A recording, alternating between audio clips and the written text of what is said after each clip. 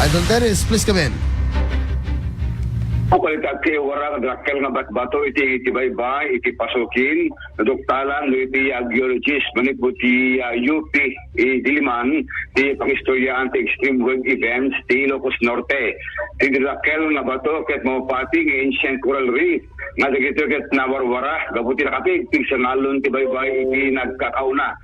Gaputi reto ti UP College of Science ket nag-interesado ang estudyar para palang iti proteksyon iti kapasukin iti masangwanan.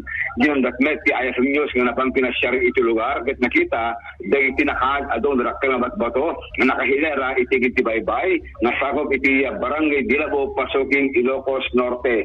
Iti agkama ket adot ti dandanom na ken dadumapay nga coral reefs iti kating iti baybay nga iti agdam ket agbalbalin nga pagwayway iti dingwen kas iti pakang kalding iti nakamat ka lugar. Segon kini Mayor Robert Aguinaldo na bayagin nga digitoy nga batbato ket iti baybay sugod pa hindi na inag isuna ken in bagana ngin tunggal na piksa iti bagyo ken dahil sa panyampuna kaya na piksa iti alon ti baybay iti nakamat ka lugar iti agdam ket santo puti ito yung bato. Magandang matagal na yun. Hindi sila hindi pa hindi na magandang na yun. Kaya pag ginawag yung alon, hindi naman natatanggal. Yung mga coral stones. So, pinabagawal na pagkuhan ng mga coral sa linsan. Pero mabawal kasi yun ang mga DNR.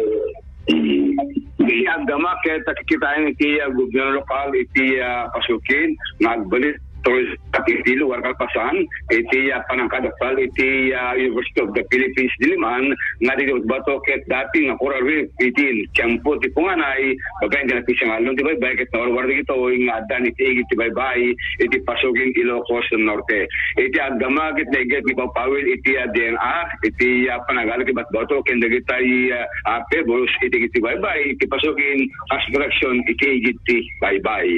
Idol Dennis Alitio, Tatak, IFM. IFM